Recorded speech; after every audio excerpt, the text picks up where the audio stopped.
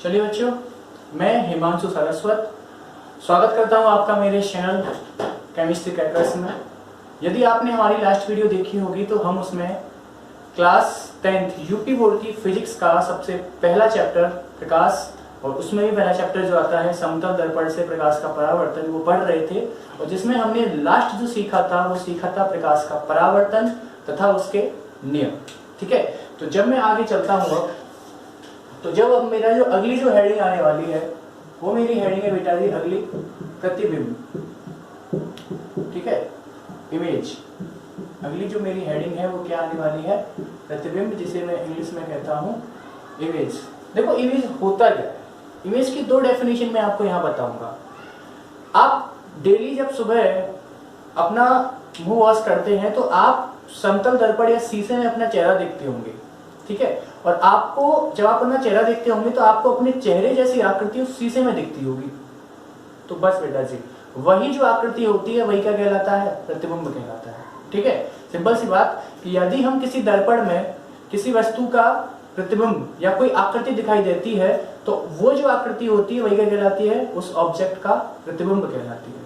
ठीक है, या फिर हम इसे यार और एक और तरीके से डिफाइन करना चाहें तो वो हम ये डिफाइन कर सकते हैं कि जब किसी वस्तु से प्रकाश की किरण चलती है और किसी दर्पण से परावर्तन के पश्चात जिस बिंदु पर मिलती हैं, ठीक है, मैंने क्या बोला?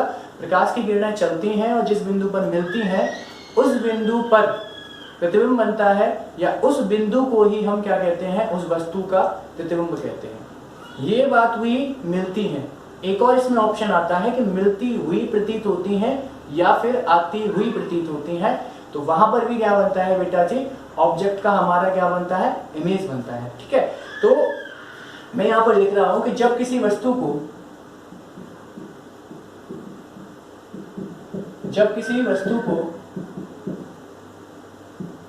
दर्पण के सामने रखा जाता है,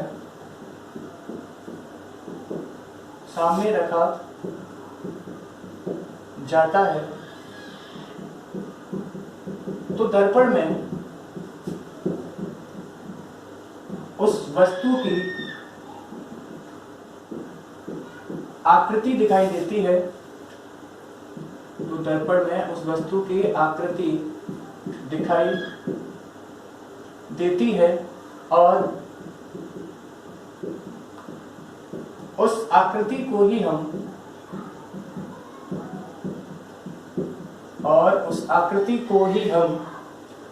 वस्तु का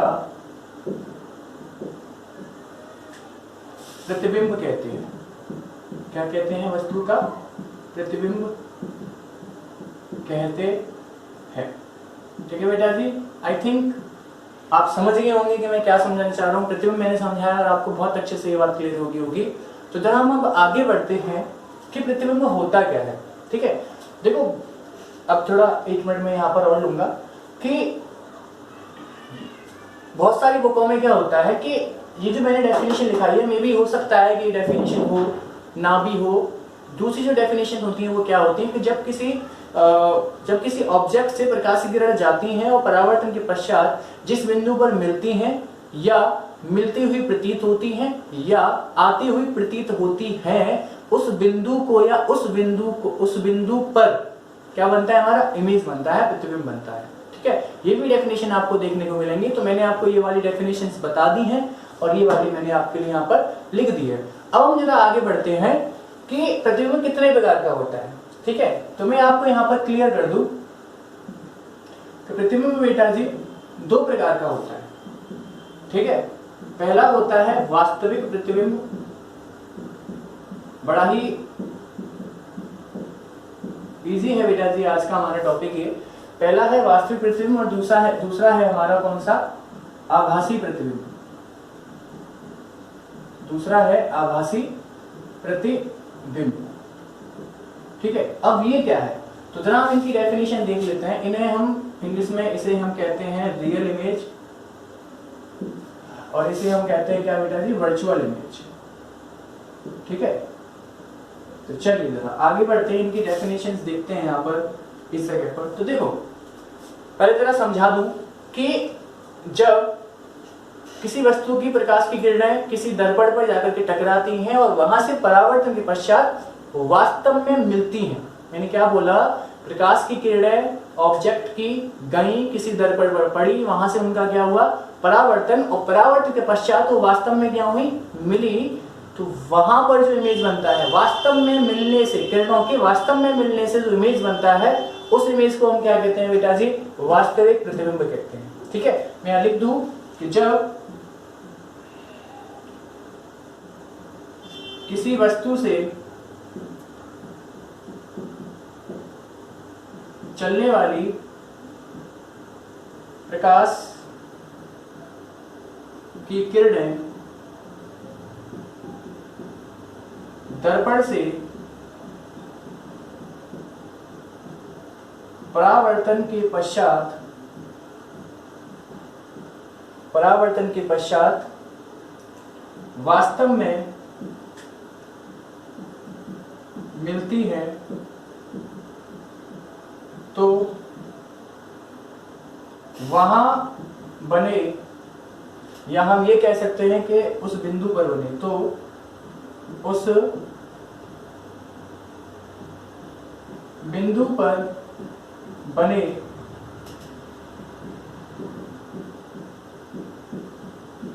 प्रतिबिंब को हम वास्तविक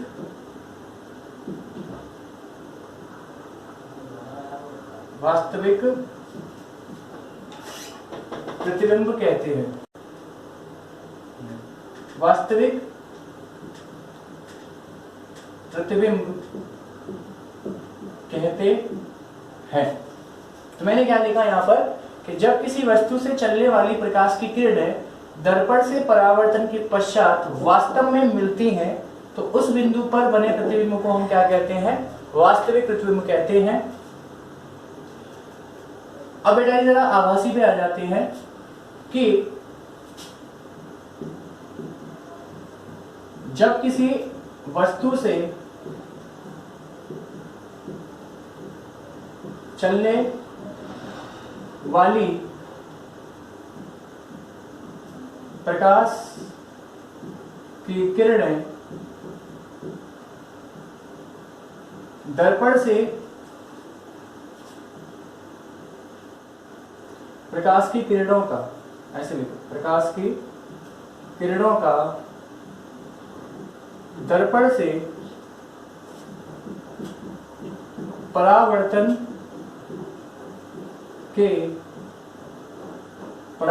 के पश्चात ऐसा प्रतीत होता है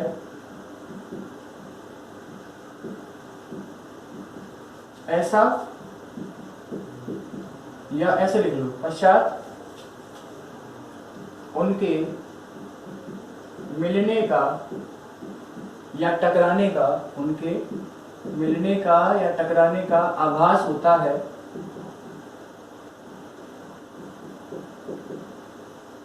आभास होता है, तो उस बिंदु पर बने प्रतिबिंब को आभासी प्रतिबिंब कहते हैं। क्या कहते हैं, आभासी प्रतिबिंब कहते हैं। ठीक है, इसकी एक बेटा जी एक नोट लिख लेते हैं यहाँ पर, मैं आपको बताता हूं। इस प्रतिबिंब को पर्दे पर लिया जा सकता है। ठीक है, मतलब इस प्रतिबिंब को हम यहाँ पर पर्दे पर ले सकते हैं, मतलब कि जो पिक्चर हॉल में जो हमारा प्रतिबिंब होता है वो कैसा होता है बेटा, वास्तविक प्रतिबिंब होता है। ठीक है, रियल इमेज होता है वो। और इसका नोट क्या लिखेंगे कि इस प्रतिबिंब को हम यह पर्दे पर नहीं लिया जा सकता है, मतलब कि इस प्रतिबिंब को हम पर्दे पर नहीं ले सकते हैं। तो हमने अभी पढ़ा कि प्रतिबिंब क्या होता है। प्रतिबिंब हमने देख लिया, डेफिनेशन कितने प्रकार की होती है वो भी हमने देख लिया। और अब बेटा जी मैं आपको उदाहरण बता दूं इसका। अवतल दर्पण से बनने वाले जो भी आपके इमेज हैं, एक केस को छोड़ करके वो हम आगे पढ़ेंगे, वो क्या होते हैं, वास्तविक प्रतिबिंब होते हैं। और समतल दर्पण में जो हमारा प्रतिबिंब बनता है वो कैसा होता है, आभासी प्रतिबिंब होता है। तो चलिए बेटा जी अब हम पढ़ेंगे, अभी हमने पढ़ा जस्ट पीछे क्या पढ़ा, प्रतिबिंब। अब हम पढ़ेंगे दर्पण।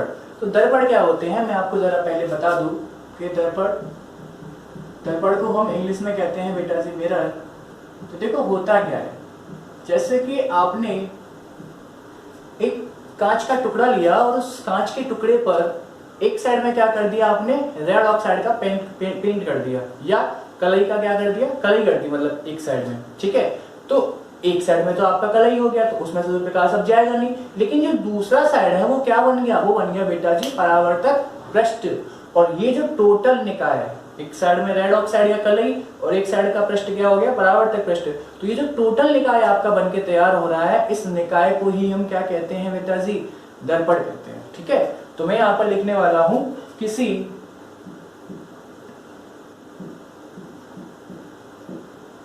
चिकने या पारदर्शक, चिकने या पारदर्शक, ये द है, पारदर्शक माध्यम के एक तल पर कलई या लाल ऑक्साइड, जिसे हम रेड ऑक्साइड कहते हैं, लाल ऑक्साइड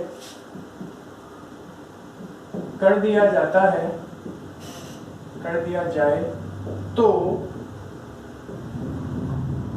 दूसरा पृष्ठ पारदर्शक पृष्ठ बन जाता है और यह संपूर्ण निकाय, और यह संपूर्ण निकाय क्या कहलाता है बेटा जी, दर्पण कहलाता है। मैंने क्या बोला, जब किसी चिकने या पारदर्शक माध्यम के एक तल पर हम क्या कर दें, या तो कलई कर दें या फिर रेड ऑक्साइड का पेंट कर दें, तो उसका जो दूसरा वाला जो तल होता है वो क्या बन जाता है, आपका पारदर्शक पृष्ठ बन जाता है। और पारदर्शक पृष्ठ, जैसा कि मैं आपको पहले यहाँ पर पढ़ा के मैंने जब आपको परावर्तन समझाया था तो बताया था कि पारदर्शक पृष्ठ क्या होता है। तो आपको पता है कि पारदर्शक पृष्ठ वह पृष्ठ होता है जिससे किसी भी प्रकाश की किरण का क्या होता है, परावर्तन होता है। तो ये जो पूरा निकाय जो बनके तैयार हुआ, ये क्या कहलाता है, दर्पण कहलाता है, ठीक है। तो अब हम जरा आगे देखते हैं कि दर्पण बेटा जी कितने प्रकार के होते हैं। तो मैं आपको बता दूं कि दर्पण मुख्यतः जो होते हैं दो प्रकार के होते हैं। पहला समतल दर्पण, जिसे हम प्लेन मिरर कहते हैं, तथा दूसरा हमारा होता है गोलीय दर्पण, ठीक है। तो सबसे पहले यहाँ पर हम जो पढ़ने जा रहे हैं वो हम पढ़ने जा रहे हैं बेटा जी क्या, समतल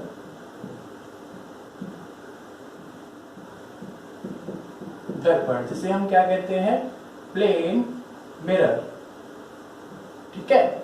जैसा कि इसके नाम से ही क्लियर हो रहा है, नाम से क्लियर हो रहा है, नाम से क्या, समतल, समतल। तो मैं यहाँ पर जरा इसकी डेफिनेशन लिख रहा हूं, एक ऐसा दर्पण, एक ऐसा दर्पण जिसका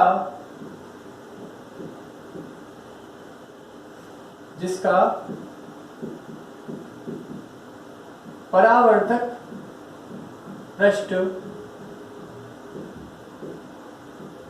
समतल होता है, समतल दर्पण कहलाता है। क्या बोला मैंने, एक ऐसा दर्पण जिसका जो परावर्तक पृष्ठ जो होता है वो क्या होता है, प्लेन होता है, बिल्कुल समतल होता है। तो ऐसे दर्पण को हम क्या कहते हैं बेटा जी, समतल दर्पण कहते हैं, ठीक है। अब देखिए जरा कि इससे जो प्रकाश का परावर्तन है वो किस प्रकार से होता है। ये आपका मान लीजिए कोई भी एक समतल दर्पण है, इसके एक तरफ इस साइड क्या हो रही है बेटा जी, कलर या फिर रेड ऑक्साइड का पेंट हो रहा है। अब हुआ क्या, एक प्रकाश की किरण ऐसे आई और वो ऐसे जाएगी, है ना। हम परावर्तन के नियम में पढ़ के आ चुके हैं कि जिस एंगल पर हमारी प्रकाश की किरणें आती हैं उसी एंगल पर क्या होती हैं, वो परावर्तन होकर वापस जाती हैं। मतलब कि आपतन कोण का मान सदैव क्या होता है बेटा जी, परावर्तन कोण के बराबर होता है। ठीक है, तो ये जो पीछे है ये क्या है, कलई, और ये वाला जो पृष्ठ है बेटा जी ये क्या है, परावर्तक पृष्ठ। और ये तो आपको पता है, ये वाली आपतित किरण, ये परावर्तित किरण, और ये क्या है, अवलंब, और ये क्या है, आपतन बिंदु। अब अगली जो हम बात करेंगे वो करने जा रहे हैं कि इससे जो प्रतिबिंब बनता है वो उसके गुण क्या होते हैं। ठीक है, तो प्रतिबिंब के गुण, समतल दर्पण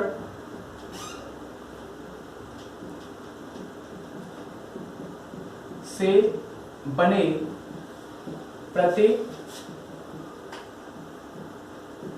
के गुण। ठीक है, तो जरा उन्हें पढ़ने जा रहे हैं कि कैसा होता है। तो सबसे पहला, जैसा कि मैं आपको जस्ट अभी पीछे समझा के आ रहा हूं कि जो आभासी प्रतिबिंब होता है वो क्या में बनता है, हमेशा समतल दर्पण में बनता है। क्या में बनता है, समतल दर्पण में। तो पहला पॉइंट, प्रतिबिंब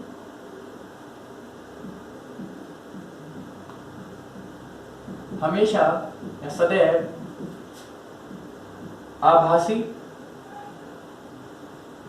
तथा सीधा बनता है। सीधा, जब आप अपना चेहरा सुबह सुबह देखते होंगे, अपने आप को देखते होंगे शीशे में, तो क्या आपको ऐसा लगता है कि आपका जो सर है वो अभी तो ऊपर है लेकिन शीशे में क्या उल्टे हो जाते हो क्या? नहीं ना, आप सीधे दिखते हो जैसे। तो वही मैं यहाँ पर समझाना चाह रहा हूँ कि प्रतिबिंब हमेशा क्या होता है, आभासी तथा सीधा होता है। सीधा होता है। ठीक है, दूसरा पॉइंट बेटा जी, दूसरा पॉइंट जो आपका होता है कि जो आपका प्रतिबिंब होता है, ठीक है, प्रतिबिंब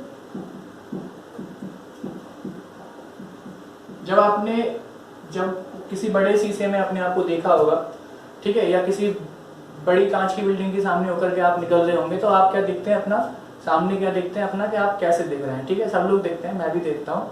तो उसमें क्या होता है कि जब आपने देखा होगा तो क्या आपको भी ऐसा महसूस हुआ है कि आप तो बहुत लंबे हैं, लेकिन जो आपका इमेज बन रहा है उस दर्पण में या शीशे में, क्या वो छोटा बन रहा है? नहीं बेटा जी। यदि वो प्लेन मिरर होगा, ठीक है, तो आपका जो प्रतिबिंब का जो साइज होगा, जो आकार होगा, वह आपके आकार के बराबर ही होगा। ठीक है, मतलब क्या कि प्रतिबिंब हमेशा या सदैव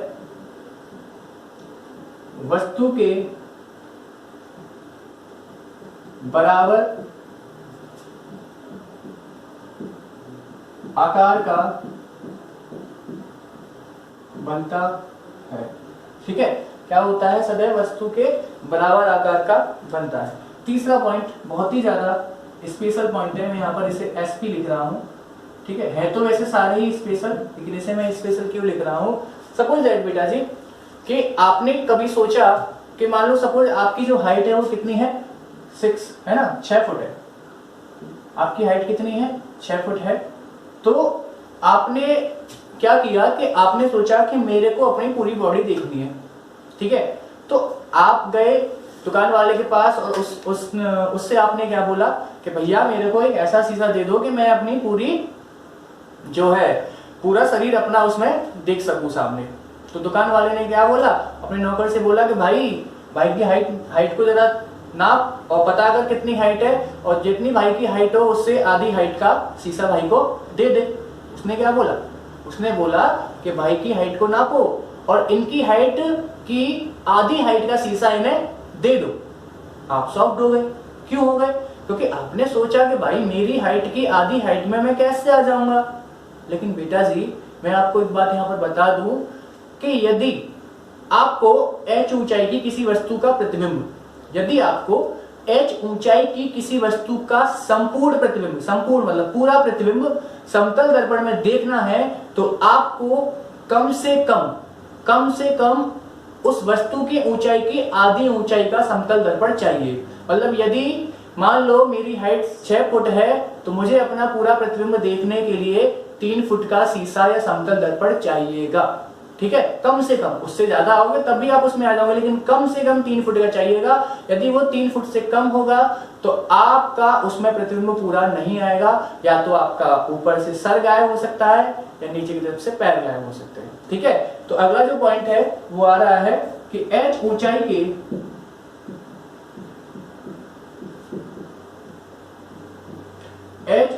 के मनुष्य को समतल दर्पण में अपना संपूर्ण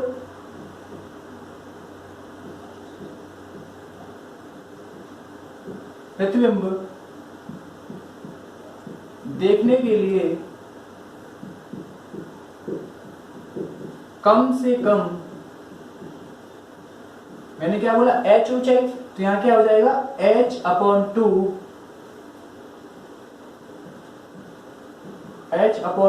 ऊंचाई का दर्पण लगाना होगा। ठीक है बेटा जी, ये था आपका तीसरा पॉइंट जो कि बहुत ही ज्यादा इंपॉर्टेंट है, समझ गए होंगे शायद आप। ठीक है, तो चलिए अपना अगले वाले पॉइंट पर हम चलते हैं। यदि आपने कभी महसूस किया होगा, हम समतल दर्पण की बात कर रहे हैं और उसी पर भी हम टोटली फोकस करेंगे अपना। मैं फिर दोबारा से आता हूं कि जब आप सुबह सुबह अपना चेहरा, या आप स्कूल जाते होंगे, आपके पापा ऑफिस वगैरह जाते होंगे, तब देखते होंगे अपना चेहरा देखते हैं, सब तैयार होते हैं, तो कभी आपने यदि नोटिस किया हो तो आप क्या हुए, आप दर्पण के सामने जाके खड़े हो गए और आप अपना जो है कंगा लेना भूल गए। लेकिन आपने क्या किया, आप थोड़ा सा आगे बढ़े ऐसे शीशे की तरफ और कंगा लिया, तो आपने एक चीज क्या की होगी, वहां पर नोटिस की होगी कि यदि आप दर्पण की तरफ आगे जाते हैं तो उसमें जो प्रतिबिंब बनता है वो भी आपकी तरफ हल्का सा आगे आता है। क्या चीज आपने नोटिस की है? यदि आपने ये चीज नोटिस की है तो मैं मानता हूं कि आप फिजिक्स को बहुत अच्छे से समझ सकते हैं। नहीं की है तो घर पे जाके, मतलब घर पे करना, आप लोग सभी है ना। तो मैं आपको बताता हूं कि दर्पण से जितनी दूरी पर आप खड़े हैं, दर्पण से जितनी दूरी पर आप सामने खड़े हैं, आपका प्रतिबिंब दर्पण में उतनी ही अंदर बनेगा। ठीक है, मैंने क्या बोला, दर्पण से आप जितनी दूरी पर खड़े हैं, सपोज दैट आप दर्पण से 2 फुट की दूरी पर खड़े हैं, तो आपका जो प्रतिबिंब होगा वो दर्पण के अंदर 2 फुट अंदर ही बनेगा। मतलब क्या कि वस्तु का प्रतिबिंब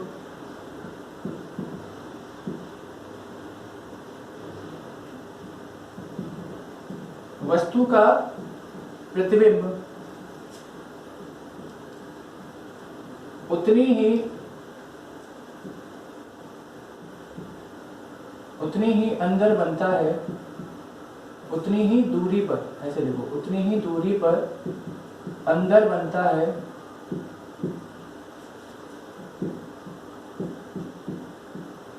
जितनी की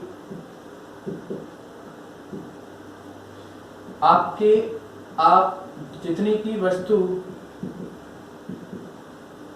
उससे दूर स्थित है, जितनी की वस्तु उससे क्या है, दूर स्थित है। तो ये जो बेटा जी बनने वाला है, ये क्या बनने वाला है आपका, उतनी ही दूरी पर प्रतिबिंब बनने वाला है। तो ये था आपका दर्पण। और दर्पण के अलावा हमने पढ़ा समतल दर्पण। समतल दर्पण के अलावा हमने पढ़ा कि उससे प्रतिबिंब कैसे बनता है, और समतल दर्पण से बनने वाले प्रतिबिंब के जो गुण होते हैं वो क्या होते हैं, वो भी हमने देखा। तो अब हम थोड़े से इसमें, हमने जब न्यूमेरिकल, अपने जो परावर्तन के नियम पढ़े थे, तो 2 न्यूमेरिकल और हैं जो हम अभी करने वाले हैं। तो चलिए बच्चों, तो अभी हमने पढ़ा था समतल दर्पण क्या होता है, उससे बनने वाले प्रतिबिंब के क्या गुण होते हैं। तो जो हमारा पहला चैप्टर था समतल दर्पण से या समतल पृष्ठ से प्रकाश की किरणों का परावर्तन, तो वो हमारा बिल्कुल खत्म होने की कगार पर है। तो जरा 2 न्यूमेरिकल हैं जो मैंने आपको नियम लिखाए हैं उनके ऊपर। पहला न्यूमेरिकल हमसे क्या कहता है, जरा ध्यान से देखेंगे हम, कि यदि कोई प्रकाश किरण किसी समतल पृष्ठ पर, देखो क्या बोला इसने, किसी समतल पृष्ठ पर, तो आपने क्या करना है, कुछ नहीं करना है, एक समतल पृष्ठ बना लेना है। बना लिया, उसके एक साइड क्या कर लेनी है, पॉलिश। ठीक है, आपने कर ली। उसने बोला कि समतल पृष्ठ पर क्या होता है, 40 डिग्री के कोण से क्या होती है कोई भी ऑब्जेक्ट ऐसे करके आती है। तो बेटा जी यहाँ पर बच्चे जो गलती करते हैं वो क्या करते हैं, उसने यहाँ पर क्या बोला है, समतल पृष्ठ पर 40 के कोण पर आपतित होती है, 40 डिग्री के कोण पर आपतित होती है। काय पर, किस पर, समतल पृष्ठ पर। ठीक है, तो बहुत सारे बच्चे क्या मान लेते हैं, अरे ये क्या दे दिया हमें, आपतन कोण। नहीं बेटा, ये आपतन कोण बिल्कुल नहीं है। उसने क्या बोला है, समतल पृष्ठ पर कितना बना रही है, 40 डिग्री का कोण। वो जाएगी भी तो ऐसे जाएगी कि नहीं जाएगी, कितने, अभी तो बाद में देखेंगे कितने से जाएगी। ठीक है, अब जरा हम यहाँ पर आते हैं। ये हमारा क्या होता है, अवलंब, ये हमारी आपतित किरण, ये हमारी परावर्तित किरण। जरा देखते हैं बेटा जी, समतल पृष्ठ पर 40 के कोण पर आपतित होती है, तब उसका आपतन कोण तथा परावर्तन कोण का मान बताते हैं। समतल पृष्ठ के साथ बना कोण बराबर 40 डिग्री, तब आपतन कोण कैसे निकालेंगे, बिल्कुल निकालते हैं। अभी देखो, अभी 2 मिनट में आता है निकल के। आपतन कोण क्या होता है कि आपतित किरण अविलंब के साथ कितना कोण बना रही है, ये वाला है, ये वाला एंगल होता है ना आपतन कोण। ठीक है, कि आपतित किरण अविलंब के साथ कितना एंगल बना रही है, ये होता है हमारा। और हमें पता है कि अविलंब कितने एंगल पर होता है, 90 पर। तो क्या मैं 90 के एंगल में से 40 माइनस कर दूं तो क्या ये आ जाएगा, तो बेटा जी आपतन कोण मतलब कि एंगल आई कितना आ रहा है मेरा, 90 माइनस 40 इज इक्वल टू कितना degree, 50 degree. Is that clear, सबको शायद क्लियर हो गया होगा। मैं दोबारा समझा देता हूं कि वो जो एंगल उसने बनाया है वो क्या पर बनाया है, समतल पृष्ठ पर, समतल पृष्ठ पर बनाया है, ना कि अवलंब के साथ बनाया है। अवलंब के साथ बनाया होता तो यही एंगल मेरा क्या होता, आपतन कोण होता। लेकिन यहाँ पर बनाया है समतल पृष्ठ के साथ, तो हमें आपतन कोण निकालना पड़ेगा। तो हमने आपतन कोण निकाल लिया। आपतन कोण का मान क्या हो गया, 50 डिग्री। हम जानते हैं या परावर्तन के द्वितीय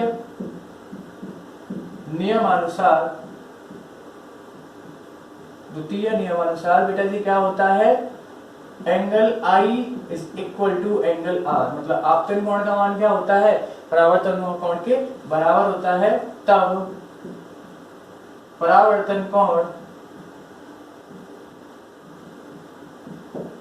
तब परावर्तन कोण angle R is equal to कितना हो जाएगा बेटा जी, 50 हो जाएगा। ये था हमारा आज का ये क्वेश्चन। तो ये हमारा क्या हो गया, ये तो जैसा कि बेटा जी आपने अब ये क्वेश्चन देखा होगा जो मैंने समझाया कि आपतन कोण और परावर्तन कोण वाला।